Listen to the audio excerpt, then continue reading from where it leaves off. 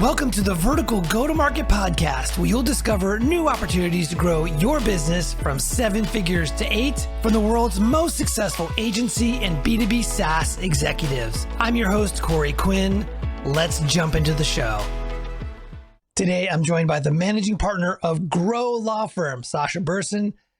Welcome, Sasha. Thanks for having me, Corey. It's very exciting to be here. I've been a listener since almost the very time that you started.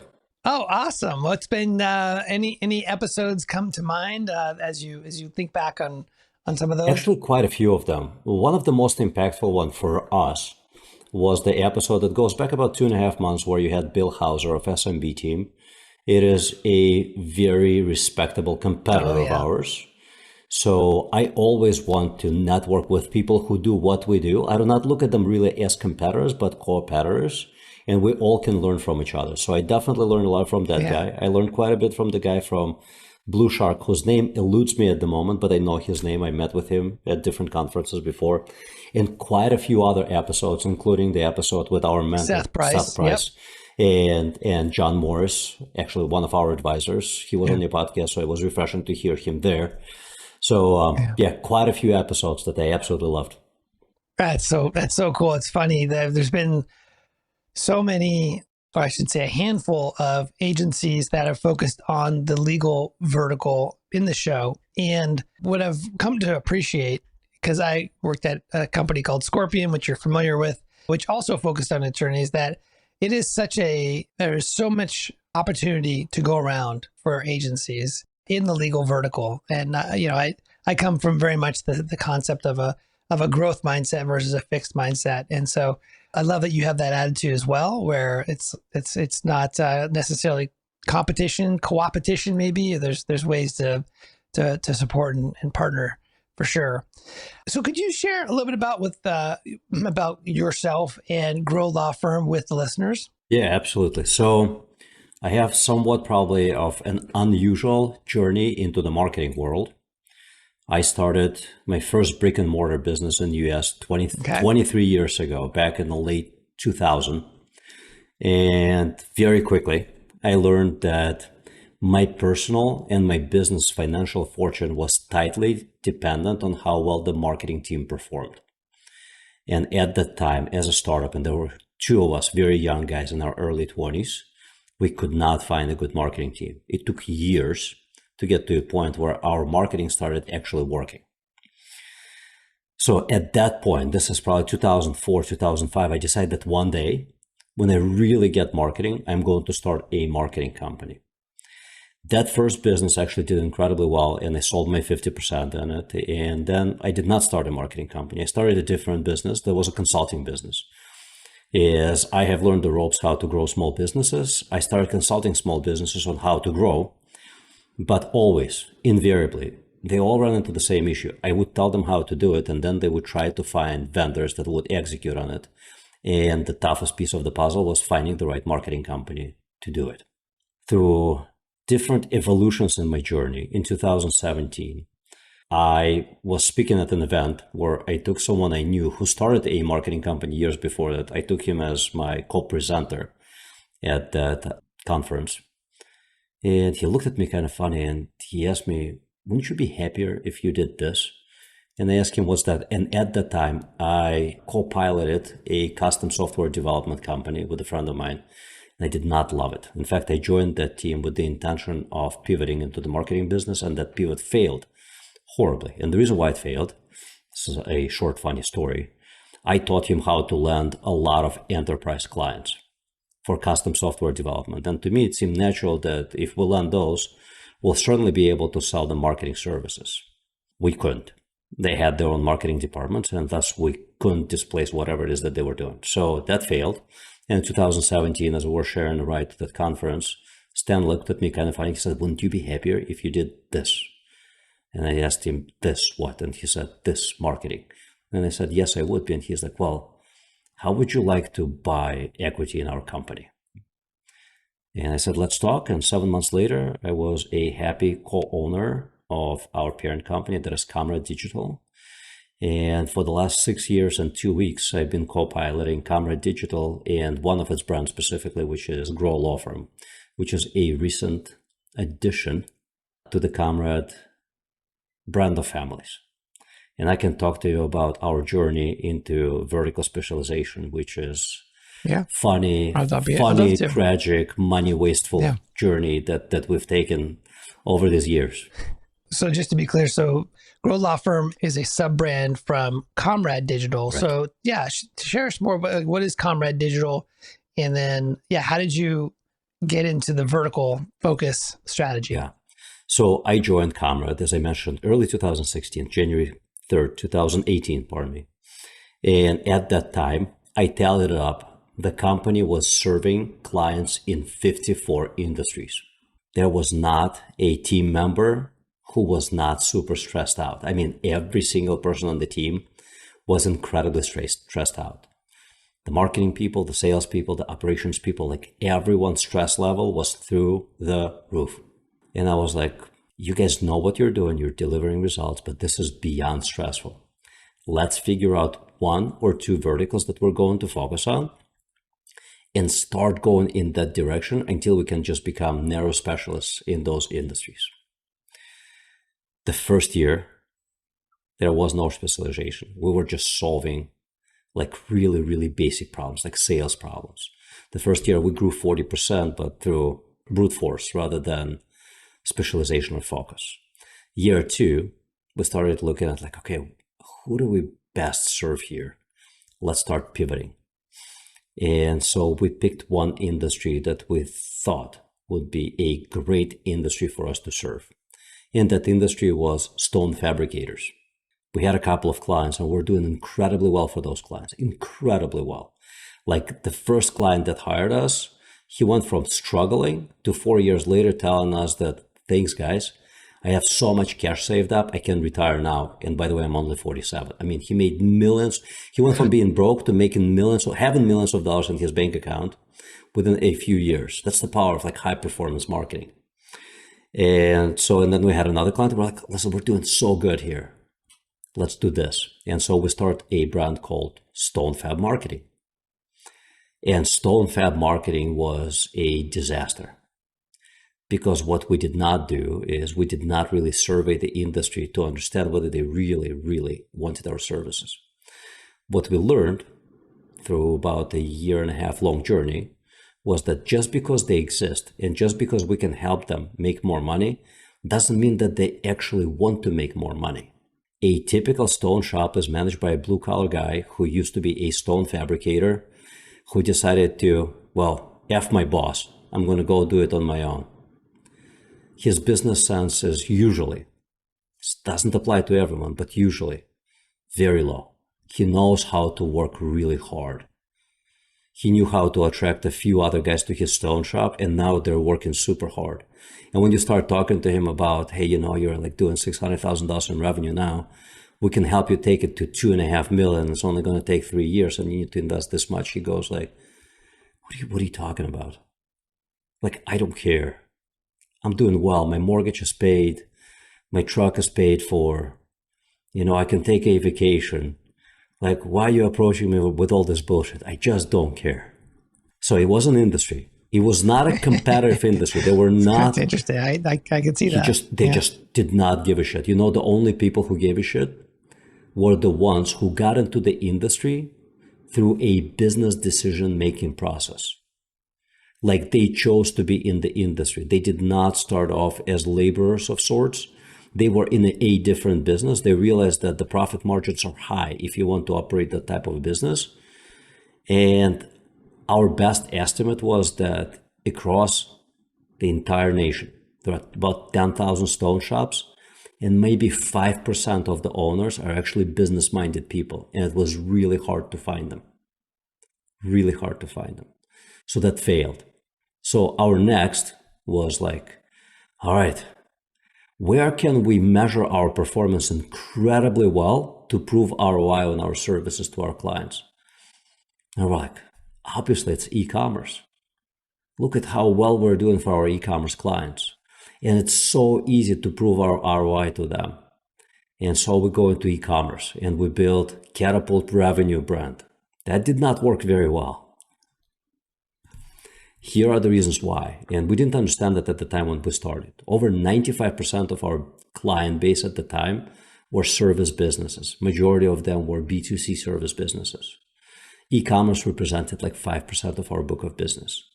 To really expand into e-commerce direction, you need to have dedicated people working on e-commerce. You need to have a dedicated marketing team that's just focused on e-commerce. And you need to have salespeople that really understand e-commerce. We didn't have neither one of those. So we tried and we failed to attract business. And the business that we did attract, we failed to convert. And whatever little we converted, we realized that, man, we're not well equipped to do this. But since before I joined Comrade, I have always looked at one vertical as the vertical that I wanted to serve. And that was the legal vertical. And the reason why I wanted to serve legal vertical are actually very, very same reasons as Bill Hauser from SMB team wanted to serve that vertical. They just check off a lot of check boxes. They really do. And even when I just joined Comrade, there were quite a few law firms that were our clients. So a decision was finally made in 2021 when I was already with Comrade for over 3 years, to start building a lawyer-focused brand, which is Grow Law Firm.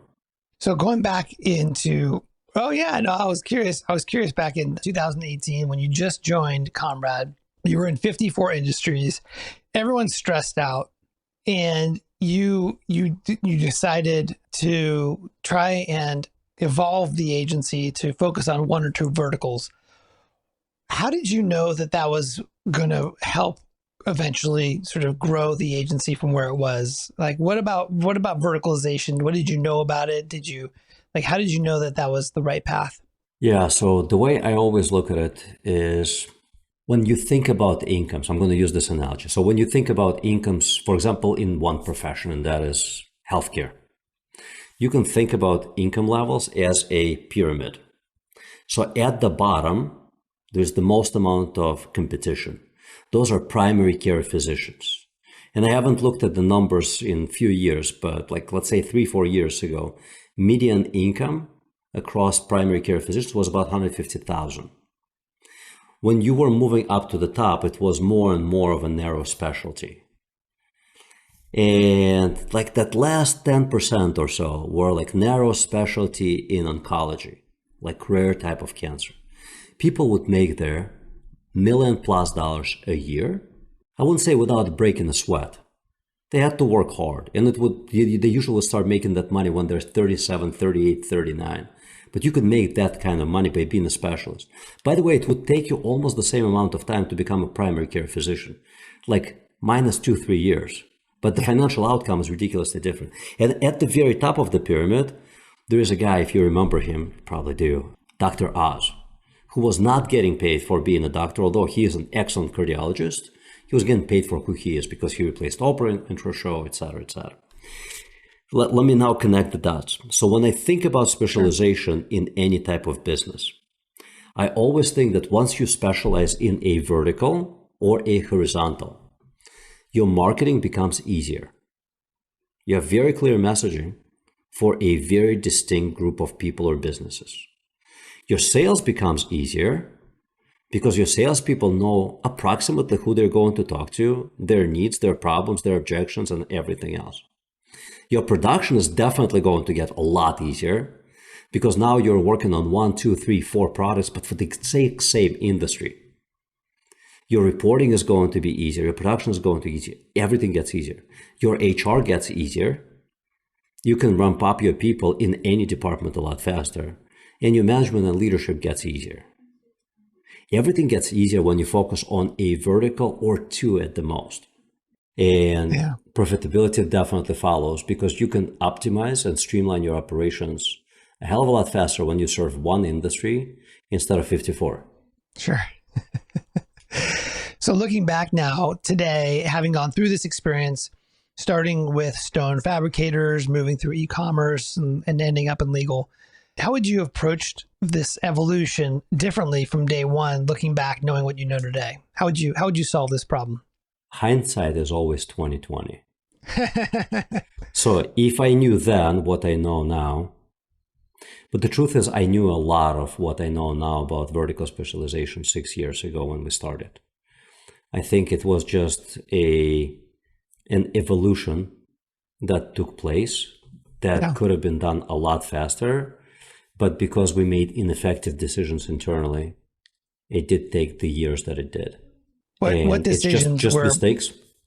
yeah, like were there any decisions that maybe an agency owner who is in that situation where they're working with 10, 20, 30 different verticals and they're saying, I really need to get down to one or two.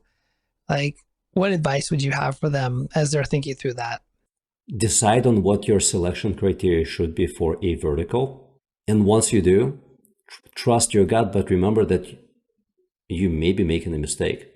If you learn that you have made a mistake, just be prepared to pivot as quickly as possible. Don't drag this out. It's okay. Everybody makes mistakes. Warren Buffett, the best known investor of all time, has made some severe mistakes. He bought a $400 million business a year before it went belly up. Didn't see that one coming. It happens. It's okay. Yeah. If you make mistake, you make mistake. So is Comrade Digital, what are they, what other are they just essentially a holding company, or are they more of a generalist agency? Like what is Comrade Digital today? So Comrade Digital is a holding company and a generalist. But when I say a generalist, so today Comrade does not sign up any clients that are not service businesses, that are not B2C service businesses. We have Yep. plenty of legacy clients who we have been serving for 5 years plus. Amazing people. We love them. They love us. We do not want to end this relationship. We're going to have this relationship for years to come. But overwhelming majority of new business are law firm owners. So when I say overwhelming, Q4, and we're recording this early Q1 of 2024, if my memory serves me right, over 90% of new business that we signed in Q4 was all law firms. And that's the power of vertical specialization. We couldn't have done that if we didn't have a dedicated brand to one industry. So back in that legal vertical, the focus on legal happened in 2021 ish, Correct. around there. Correct. That's when decision was made. That's when the decision was made. What did you do after the Correct. decision was made? Like, what were the next steps? Yeah, so we're experts in search marketing. So then we had to build a website that we knew could dominate the search space in time. The website went live in April of 2022. So we're approximately 3 months away from the 2-year mark. And then myself, my partner, and my production team had to work really hard and be very patient, because we know how long it takes to do well in search in a highly competitive industry. We do really well now, but it took close to 2 years, like approximately a year and a half or so, before we started seeing decent lead flow coming through search. Did you do anything besides search? Yes, we have certainly attempted other things. We have done paid search, failure. Paid search in this ultra competitive industry did not work very well. And the reason why we believe it did not work very well, and we know how to do paid search very well, but the reason why we believe it didn't work is that lawyers get bombarded, absolutely bombarded, by marketing and by advertising from marketing companies. They don't want to see another ad from yet another marketing company promoting our wonderful services. They skip right over those ads. The only ones that reached out to us through those ads were the desperate ones. That's it. We have tried that. We have tried paid social advertising. That worked better for generating MQLs, but not SQLs. We generate marketing qualified leads that have a much longer sales cycle rather than sales qualified leads. They're also very expensive. We do numerous things. We have a Grow Law Firm podcast. We do a lot of organic social media content. We go to conferences.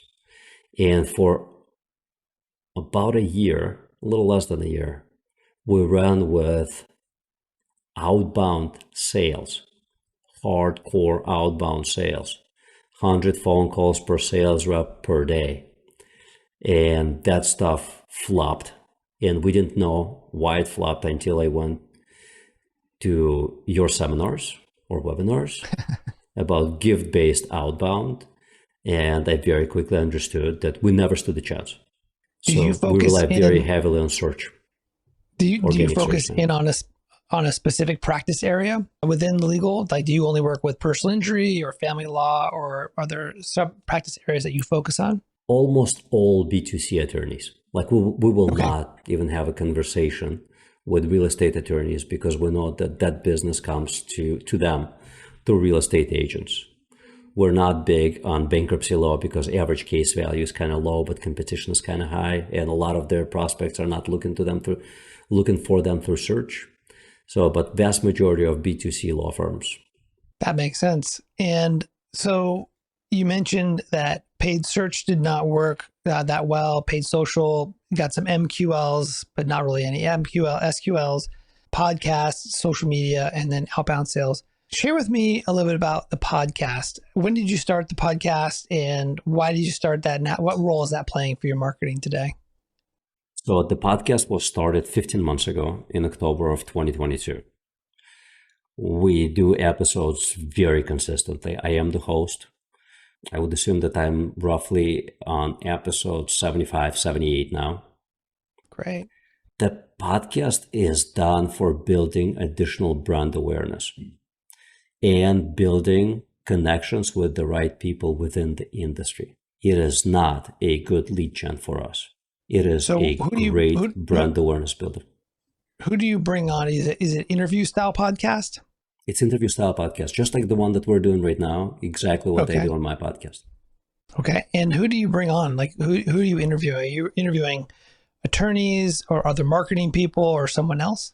So primarily, I interview other service providers to the legal industry because those are the connections that we want to build through the podcast. The second cohort of people who I interview are successful law firm owners. Okay. Those who have reached substantially better than average results. And the reason why I interview them is success leaves a lot of clues. They're usually more than willing to share how they got to where they got. And they're wonderful connections. And I know that I really like this term. You said the product cycle in our industry is 3 years. And I know that the clock is always ticking. It's ticking for our existing clients, and it's ticking for those law firm owners who have come on my podcast. And at one point, they may be reaching back out to me and say, hey, Sasha, who do I talk to in your firm about this? What about social media? What are you doing for social media? Are you doing just organic content? And what is that content? So organic content, primarily shorts, 60-second or shorter videos. I am the talking bubblehead for all things grow a law firm. Okay. It's getting traction, but there is no lead flow off of social. So when I talk about these things, I want to underline one common theme. None of these things are going to produce a fast ROI. If they do, tell me how. Like you need to buckle up and just be like, hey, this is not going to work overnight. This is not going to work over a month. It may take me a year and a half, 2 years to get this thing really going. And you just need to make that conscious decision. But once you make that conscious decision, like you will thank yourself 5 years from now. But it will take time. And this time will pass one way or another. You might as well just stop struggling by being a generalist working with 54 industries and start working on that vertical specialization. Agency owners, in 2024, do you want to finally escape founder-led sales? My book, Anyone, Not Everyone, gives you a unique solution to a big problem that digital agency owners face, serving too many types of clients.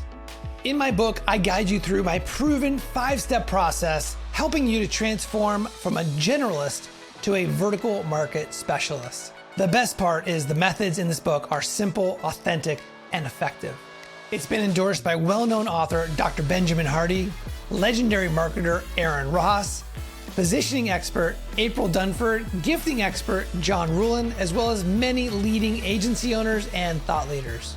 So whether you're a seasoned agency owner or just getting started out, my book, Anyone, Not Everyone, is your ultimate resource to unlock your agency's potential and scale revenue. The book launches in March, and the good news is that you can go to my website right now and sign up to be notified when it launches. You'll also get access to some early bonuses just by signing up to be notified today. Go to anyoneNotEveryone.com. That's anyoneNotEveryone.com. Now back to the show. That's right. It's there's the saying, two great times to plant a tree, which is 30 years ago and today. So that leads me to the next one you mentioned, which is the outbound sales, which you mentioned you had a group of sellers or outbound folks who are doing up to 100 dials a day. What's your impression of why that didn't work out? Like, what would you do differently? Yeah. So for anybody who hasn't been to Corey's training about gift-based outbound, it very quickly forces you to understand why your shitty outbound effort will never work unless you do something like what Scorpion did years ago. And we knew about Scorpion doing something that's very uncommon for the industry. We just didn't, like, I learned from you approximately what they did, and I was like, we never stood a chance, and here's why. So imagine your very traditional outbound selling. Very traditional outbound selling means that you have at least a couple of sales reps. You can't have one. You gotta have two really good people. You give them a really good list, like really good list. Like first you buy a list that fits all the criteria, and then you have somebody in Philippines, Russia, Ukraine, or somewhere else go through that list up and down, up and down, up and down until they can swear on their kids' health that every single person on that list is indeed a law firm owner based in a major metropolitan area in United States of America and practices in the validated practice area. And here's their phone number, email, and address. And they have validated every single piece of that information. Then you give it to your sales reps. And you have to build out a technology stack that allows them to make those phone calls efficiently. If you have never built out a sales stack like that, trust me when I say this, it's going to take you 2, 3, 4 months before you're like, oh, we have a good system that makes our sales force efficient at making those phone calls. It freaking takes time. Yeah. And thousands of dials until you're like, I understand how I want this thing to work. And now I made this thing work the way that I want it to work. The reason why you want a technology stack is good sales reps are going to be expensive. Like the base is going to be high and you cannot go around it. You're not going to get someone on commission to go and do outbound for you. If you did, trust me, you just picked up a loser. Like that's it. Like no good sales rep is going to go like outbound, 100% commission. Absolutely. Sounds like an amazing opportunity. When do I start? So good salespeople with a good sales stack, with a superb list, and then you start calling on people who are neither expecting your call nor welcome your call. They have no idea who you are. They have no idea why you're calling them. They have no idea why you're distracting them with the shit that they have heard from so many other marketing companies before. They don't want you to call them. So every time you call, you're going up against a tsunami-sized wave that wants to crush you. And now to get to the point where you statistically know that that doesn't work, you need to have those salespeople, great salespeople with a great list, with a great sales stack, make 100 phone calls per day, 5 days a week. All of this is trackable for a number of months until you're like, I have proven statistically beyond any reasonable doubt that this does not work. And then you start listening to Corey and you understand why it doesn't work. And here's the reason why it doesn't work. Scorpion has the exact same list. It's just a hell of a lot bigger. And now Scorpion invests $10,000 per client to get those people to actually answer the phone and want to answer the phone when your sales rep call. You need to have a very sizable budget and still a lot of patience because, as you said, the product cycle for marketing services is approximately 3 years long, meaning if you haven't been in Corey's training, that means that the time between the prospect, your prospect, bought marketing services the last time from their current vendor to the time that they're going to replace them with somebody, might be you, is going to be 3 years. And you have no idea when you start reaching out to them where they are in that product cycle. They could be a day before starting to call marketing companies, or they could be 3 years away. So patience, outrageously cool gifts, professional sales force that doesn't just call, email, but sends gifts and figures out what conferences these prospects go to and flies to those conferences. So if you can pull that off, in 3 years, you're going to be like, I'm rich, but not before. There's no quick get quick rich scheme here. None. I think you represented it very well. It's interesting as you're saying that you mentioned about every cold call that goes out to these attorneys who's getting the same phone calls from other legal or law firm specific agencies, as well as generalist agencies, like the big agencies that, they're calling them too. So they're getting bombarded. And so every phone call is more and more friction. And then on the flip side, when you send gifts, every time you send an amazing gift that's unique, striking, leaves an impression, it builds reciprocity. It's the opposite. 100%. So anyways, that came to me. What is the importance of relationships? You mentioned you went to associations and conferences. How do those situations or those events help you to grow the agency? So far, very, very minimally, because we're less than 2 years into it with this brand. Yeah. It doesn't none of these things are going to be working fast for you. You have to buckle up and be prepared for a very long journey until you actually start seeing success. And guess what? It's okay. Like almost nothing is built overnight. The reason why companies that have wild valuations are called unicorns is because that almost never happens. Like you're not going to build a $10 million marketing company in 3 years. If you do, please write a book about it so we all learn how to do it. That's right. It was funny. As an author, I recently interviewed on this show.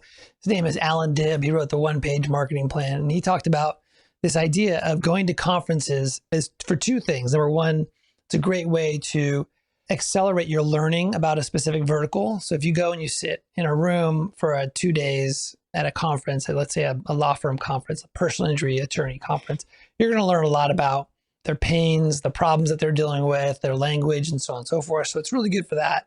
But then secondarily, the first time you go to a conference, let's say it's an annual conference, the first time you go, you're going to meet some people, maybe you meet a client there. The second time you go, the next year, you're going to start to see some of the old people that you hung out with the last year. Maybe you get a meal with someone and have a beer or whatever. And then the third year, you show up and it's all the same people, and then they welcome you as in family because they know that you're becoming part of that tribe. And to your point, you're not going to create those kind of emotional connections by going to a conference once and then kind of going and not following up the next year. But when you do that, you get to build a lot of that trust that you want to create when building your credibility in that vertical. Sure. And I actually have an interesting example that was not vertical specific, but talk about finding the right conference to go to. There is an amazing small business advisory company based out of Chicago here where I am. They're very sizable now. I cannot tell you exactly how many advisors they have, but it's a very atypical success story for small business advisory group. When I say very successful, 25, 30, 35, 40 million under 10 years, 100 plus advisors. This is like very atypical success. So in 2019, my partner gets introduced to someone who is the owner and co-founder of this group. And he's like, we met with him and like, such a cool guy, really smart. And he's like, we're holding our annual conference here in September and you guys should sponsor it. You're going to love it. And we're like, how much is that? And he's like, it's this much. And we're like, we never spent $10,000 on the sponsorship of a conference. And it was like a little less, it was like $7,500, but all in because we don't have to fly anywhere. It was still like a little over 10 grand.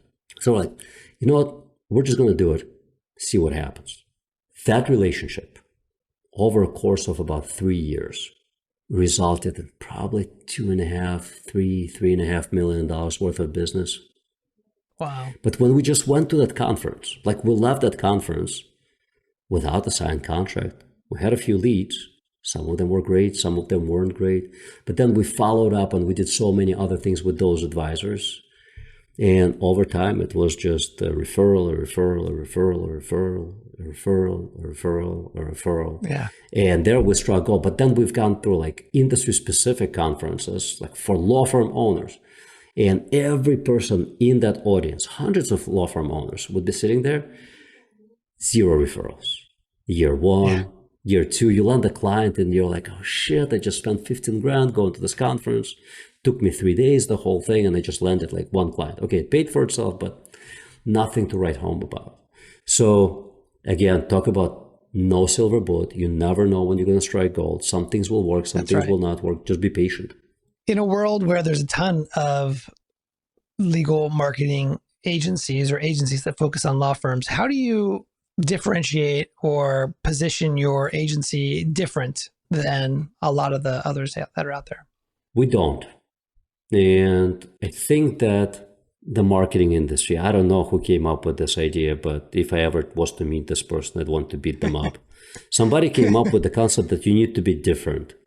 And honestly, when I talk to potential vendors for us, I don't care how different they are.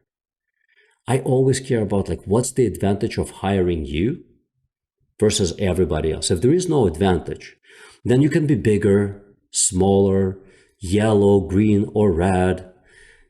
Whatever it is that's different about you, I don't give a shit. Like, what's the advantage of hiring you? So whenever I think about like, what's the advantage of hiring us, and prospects sometimes ask us like, what makes you different? I'm like, we are experts at search marketing. We follow best practices. If you think about it, if everybody followed best practices, everybody would have great results. The truth of the matter is that vast majority of search marketing agencies do not follow the freaking best practices. And because they do not, and there are a number of reasons why they do not follow them, and sometimes I'll expand on those reasons. But because they do not follow best practices, you get really shitty results. You want great results, you hire somebody who does like follow the best practices. I think you just called out your differentiator. But the differentiator is actually different than that. The differentiator is this. So SEO, for anybody who has done SEO and knows how to do it right, is incredibly hard. Yeah. Because it is hard, it's incredibly labor intensive. Because it's hard and labor intensive, you have to have very high quality people who are inexpensive. Or you have to charge premium prices. When you charge super premium prices, your niche within a niche gets really small. So if you want to go big, not build a lifestyle business, but you want to go big, and we want to go big, we want to go $100 million in gross revenue. If you want to do that, you have to have a lot of high quality people who are inexpensive. You have to build your own production offices overseas. That's what we've done. Not easy. Like, not easy. You have to build a management layer that's overseas that you control from here. Yeah. Talk about at least 2-3 years to build that up. Yeah. We've done that. And that's powerful. And so it sounds like the proof is in the pudding for you guys, your ability to provide 100%. results. Yeah, that's really great. And, you know, to be 100%. honest, in the agency space, differentiation is kind of a misnomer in my experience, because there's only so many ways you can differentiate in being able to provide the specific services around PPC and SEO. It's just, there's not much. And usually of all of the varying different types of ways you could sort of position or differentiate, it's being done by your competitors too. So it's a very challenging problem to approach. Yeah. And there, when it comes to that differentiation, the way that we usually get a leg up on competition, so to say, is because we're so incredibly good at SEO. We love getting clients from Scorpion and from SMB team and from a number of other marketing companies, because guess what they do not do well? It's SEO. And I understand why. It's hard and it's incredibly labor intensive. It's much more difficult to scale up SEO if you do it well. So SMB team, we looked at their clients, horrible results. Not talking about paid search, not talking about social paid, talking about strictly SEO. Scorpion, forget it. Awful. Like whenever we have somebody coming from them and we see like Scorpion in the footer of the website, we're like, yeah, here we go. we know exactly what to do here. That's it's good. the truth. So that is your and that is that's a way that you're specializing as well. In addition to law firms, it's in the SEO. Are there any negatives to verticalizing a business? I couldn't find one. And I've heard about them, but I don't believe them. Yeah. So the way people would talk about it, like, but your people will get bored. I'm like, no, they won't. If they're going to get bored, that just means that I have wrong people in the right seats. Because people who like being an expert is a lot easier than being a generalist. So the one differentiator between small businesses and larger business, and this applies to marketing companies, as you grow, and we are growing, I think we have about 60 employees now, is the larger you get, the more specialists in something you get.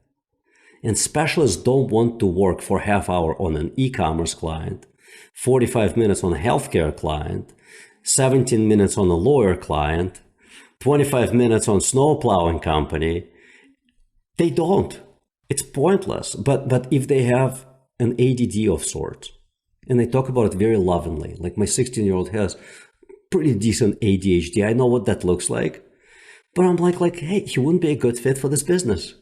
Yeah. I get it. If you want to work on a different thing every 15 minutes, that's cool. But please go destroy somebody else's company, not mine. Yeah. But when you run like a $500,000 marketing company, like you get generalists who try to do everything. Yep. And it is not a way to scale up. But that is the only true argument that I heard about, like why you shouldn't specialize, because your people will get bored. And I'm like, no. Yeah, that's a very common one for sure. What would be your parting advice as we wrap up here, particularly for agency owners who are struggling with scaling? Number one is you got to get an advisor like Corey who knows what they're talking about, who are going to show you a blueprint how to go from point A, where you're serving 54 industries, to point B, where you're serving one, maybe two.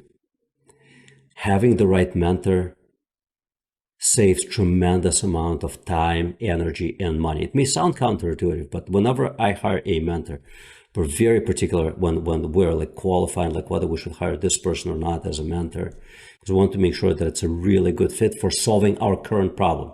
We've had numerous advisors over the years, and sometimes we would look at an advisor, like I have an advisor lined up who would be amazing.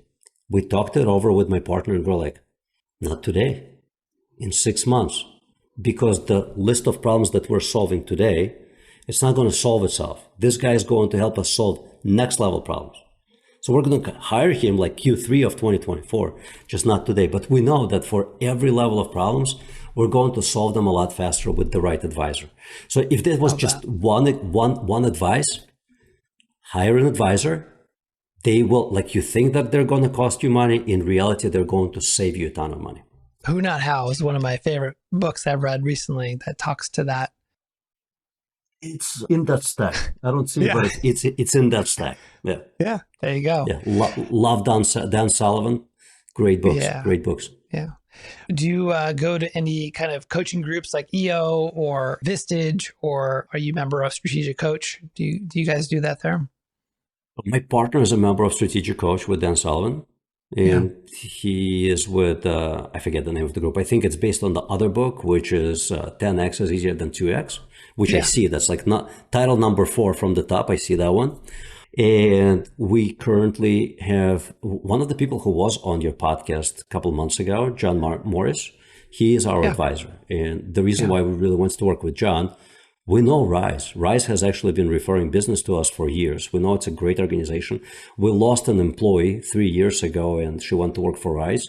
And I was like, it's a great choice. I wrote a recommendation letter. I was like, if you guys don't hire her, you're idiots. It's a great company. So when my partner loves networking. I freaking hate networking. So my partner brings in a lot of good connections. So when he met John, and he was like, hey, we can like talk to John about like helping us. And I'm like, John from Rise? And he's like, yeah. And I'm like, great. That's amazing. Because we know that guy sold Rise for tremendous amount of money. We don't know exactly how much. And we know he didn't reach $100 million, but guess what? We're still at around 5 million. And we know that when he sold his business, it was like upwards of 40. So I'm like, if we can hire a guy to advise us who grew his business to like almost 10 times of where we are, I'm like, cool. Help us get to that next level. It's amazing. Yeah. John's awesome. So we see John often. Last question for you. What is your motivation? I have a few. One of my motivations is that I'm never satisfied. Like, I make very decent money. It's not that I'm greedy. I have a good lifestyle, but I feel that I could do more. And a couple of years ago, I learned from this guy. I'm a religious Jew. He's a religious Jew, but I'm just not quite as religious as he is. And he is like, one of the great tenets of our religion is that you have to be incredibly charitable. He is like, I do this every year. Every year, my goal is to double my charitable contributions. Do you know how freaking hard it is to double your charitable contributions every year? When I heard him say that, I was like, I'm going to do it. It's going to be my goal to double my charitable contributions. And I'm not very strategic. I'm not like Ray Dalio or Warren Buffett or Bill Gates. Like sometimes I'll see, I had a fiance who passed away from cancer a few years ago. So sometimes I'll see a post on Facebook that someone's like loved ones, like a father in the family. The guy was 42 years old. That happened a few months ago. Passed away from cancer. No source of income. Little kids. I was like, here's $5,000. I have no idea who you are. But somebody who knows you, knows me, and they vouch that that's a legit scenario that actually happened. No, here's $5,000. It's okay. I will not spend it on my family. There are some things that I really wish to buy, and like I don't own a watch. Well, I have a couple of like really old watches. I'd like a fancy watch, but I was like, screw it. Here's $5,000. It's okay. You know, like you need it way more than I do. You know, so I think that that's probably like beyond just making ends meet and having like decent lifestyle. I think that that's a really good way to motivate yourself to make more, because there aren't like I'm in my mid-40s. I do pretty well. There aren't very many new exciting things, but an opportunity to help somebody else always excites me. That's great. Yep. Where can people reach out to connect with you if they want to follow up and chat more? Well, I don't know if your audience wants to follow up with me, but if you want to check out how we do things, check out growlawfirm.com. As they say, success leaves clues, and we're doing quite well for a brand that's sub 2 years. Look at how we've done things using SEMrush, SEMrush, however you refer to it. To see how we've done SEO, I can tell you that there's a lot of excellence that went into that. When we're talking about the amount of labor that went into our current rankings, and I can proudly tell you, we're soon going to absolutely dominate search for all things legal marketing. It is obscene. Just obscene amount of labor that went into it. And guess what? You can replicate it. I would be just amused if somebody like catches up and passes us, and I'll be like, see, that's doable. We could have done even more. And all things that we do on social and other things, like everything, like you could reverse engineer everything that's being done. And if you follow like our lead there, you could be like, this is cool. We'll do this. Just remember, have a lot of patience. Like, it's not going to be like in a year's time, we're going to start getting 20 hot leads a month through our website. Not going to happen. Trust me. It's not going to happen. But just keep in mind that it doesn't mean that you shouldn't do it. You should absolutely do it, because the struggle of being a generalist is very real, and it's not going anywhere unless you settle on a vertical and pursue it. Beautiful. Sasha, thank you so much for joining today, being very generous with your time and your wisdom, your experience that you've been sharing with myself and the audience. So thank you. Thanks, Corey. Much appreciated. All right, folks, that's it for today. I'm Corey Quinn, and I hope you join me again next time for the Vertical Go-to-Market podcast. If you receive value from this show, I would love a 5-star rating and review on Apple Podcasts. Thanks, and we'll see you soon.